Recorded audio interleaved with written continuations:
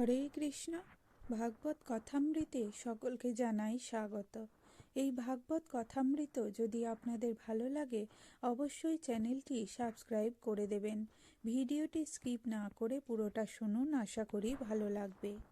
আসুন আজকে শোনা যাক গলায় তুলসী মালা কেন 3 প্যাচ দিয়ে পরতে হয়, এক প্যাচ দিয়ে পরতে নেই কেন।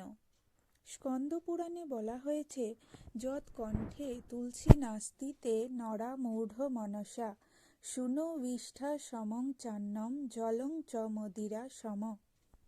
যে ব্যক্তি নিজের গলায় তুলসীমালা ধারণ করে না, ওই মূঢ় ব্যক্তি যদি জল স্পর্শ করে তাহলে ওই জল মদের সমান হয়ে যায়, আর যদি অন্ন স্পর্শ করে তাহলে সেই অন্ন রাজহংসের বিষ্ঠা সম হয়ে যায়। তাই প্রত্যেক মানুষের তুলসীমালা পরিধান করা একান্ত কর্তব্য। পদ্মপুরাণে বলা হয়েছে, যখন কোনো মানুষ গলায় তুলসীমালা ধারণ করে স্নান করে তখন ওই তুলসীকে স্পর্শ করে জল সর্বাঙ্গে স্নান হয়। ওই ব্যক্তি এই পৃথিবীর সর্বতীর্থ স্থানের পুণ্য ফল প্রাপ্তি হয়ে যায়। শ্রীল ব্যাসদেব গোস্বামী পদ্মপুরাণে এই সত্য কথা লিখেছেন, এতে কোনো সন্দেহ থাকতে পারে না।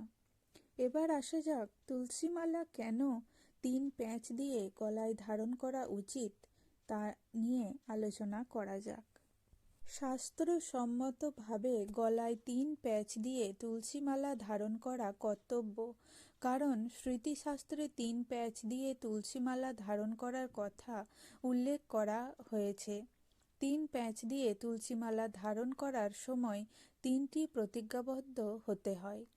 প্রথম প্যাচ দিয়ে বলতে হয়, আমি নিজেকে উদ্ধার করিব হরিনামের দ্বারা। দ্বিতীয় নাম্বার প্যাচ দিয়ে বলতে হয়, আমি আমার পরিবারকে উদ্ধার করিব হরিনামের দ্বারা। তৃতীয় প্যাচ দিয়ে বলতে হয়, আমি যাহাকে দেখিব তাহাকে বলিব হরিনাম করিলে উদ্ধার হইবে ও হরিনামের দ্বারা। তুলসীমালা প্রথম প্যাচ নির্দেশ করে সম্বন্ধ তত্ত্ব, অর্থাৎ জীবের স্বরূপ হয় কৃষ্ণের নিত্য দাস। কৃষ্ণের সঙ্গে যে আমার নিত্য সম্বন্ধ রয়েছে সেই সম্বন্ধকে স্মরণ করে গভীর প্রেমের বন্ধনে আবদ্ধ হতে হবে। তুলসীমালার দ্বিতীয় প্যাচ নির্দেশ করে অভিধেয় তত্ত্ব, অর্থাৎ কৃষ্ণের সঙ্গে যে একমাত্র সম্বন্ধ রয়েছে তাকে পাওয়া একমাত্র উপায় হল ভক্তি।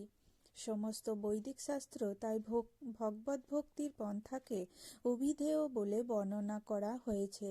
তাই এই তুলসী দ্বিতীয় প্যাচ দিয়ে আমি যেন সেই শুদ্ধ ভক্তি লাভ করতে পারি। তুলসীমালার তৃতীয় প্যাচ নির্দেশ করে প্রয়োজন তত্ত্ব, সমস্ত জীবের একমাত্র প্রয়োজন হল কৃষ্ণ প্রেম লাভ করা। সদা সর্বদা শ্রী শ্রী রাধা ও কৃষ্ণের পাদ পদ্মের কথা স্মরণ করুন, তাহলে শ্রীকৃষ্ণের দ্বারা আপনার জন্য বরাদ্দকৃত কার্য সম্পাদন করতে কোনো অসুবিধা অনুভব করতে হবে না। জীবনের প্রতিটি ক্ষেত্রে শ্রীকৃষ্ণের কৃপার প্রতি অগাধ বিশ্বাস ও ভরসা রাখতে হবে। শ্রীকৃষ্ণের পবিত্র নামটিতে অসাধারণ আধ্যাত্মিক শক্তি রয়েছে, কারণ শ্রীকৃষ্ণের নাম স্বয়ং শ্রীকৃষ্ণের থেকে আলাদা নহে। ঐকান্তিক ভালোবাসা এবং নিষ্ঠার সাথে এই নামগুলি জপ করুন, তবেই আপনি চিন্ময় আনন্দ অনুভব করবেন। এবার আসা যাক কিছু ভক্তিমূলক কথায়। একজন বৈষ্ণবকে তার বৈষ্ণবত্বের ভিত্তিতে চিহ্নিত এবং সম্মানিত করা উচিত, অথবা সেই গুণ যা একজন বৈষ্ণবকে সর্বোত্তমভাবে সংজ্ঞায়িত করে।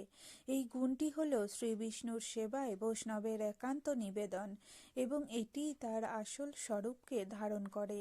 আমরা যদি একজন বৈষ্ণবকে শনাক্ত করতে চাই তাহলে আমাদের কেবল পরিমাপ করতে হবে যে তিনি শ্রী বিষ্ণুর সেবায় কতটা নিবেদিত প্রাণ। মহাজনরা বলছেন, বৈষ্ণব চিনতে এমনকি দেবতাদের পক্ষেও বৈষ্ণবকে সঠিকভাবে শনাক্ত করা অসম্ভব। এটি আমাকে ভাবতে বাধ্য করতে পারে যে আমি একজন অসহায় এবং দুর্বল প্রাণী, যিনি অজ্ঞ এবং মূর্খ। কিভাবে কখনো একজন বৈষ্ণবকে চিনতে পারি? আমি কিভাবে তার বৈষ্ণবত্ব বুঝতে সক্ষম হব? যতক্ষণ পর্যন্ত আমি শ্রীকৃষ্ণের সাথে সম্পর্কের নীতি, সম্পর্ক তত্ত্ব, এই সম্পর্কে অজ্ঞ থাকব এবং বৈষ্ণবদের করুণার প্রতি বিশ্বাসের অভাব বজায় রাখব, ততক্ষণ পর্যন্ত আমি বিভিন্ন ধরনের সন্দেহের শিকার হব এবং এই করুণা থেকে বঞ্চিত থাকব। বৈষ্ণবের প্রতি ঈর্ষা করে তার মধ্যে এমন দোষের আভাস দেখে যা আমার ইন্দ্রিয়ের কাছে অপ্রীতিকর, আর একজন বৈষ্ণবের প্রতি স্নেহশীল হয়েও আমি সমানভাবে কষ্ট পাই যখন তার মধ্যে এমন ভালো গুণাবলীর আভাস দেখি যা আমার ইন্দ্রিয়ের কাছে আনন্দদায়ক। উভয় ক্ষেত্রেই আমার দৃষ্টি কেবল জাগতিক জগতের মধ্যেই সীমাবদ্ধ এবং আমি অতীন্দ্রিয় বৈষ্ণবকে চিনতে পারার মতো সৌভাগ্যবান নই। অতএব একজন বৈষ্ণব খুঁজে বের করার চেষ্টা করার সময় আমাদের কেবল এমন কাউকে বেছে নেওয়া উচিত নয় যার জাগতিক গুণাবলী আছে বা যার মধ্যে এই গুণাবলী নেই। আজ এই পর্যন্তই। যদি ভাগবত কথাগুলি আপনাদের ভালো লাগে অবশ্যই কমেন্টে জানাবেন।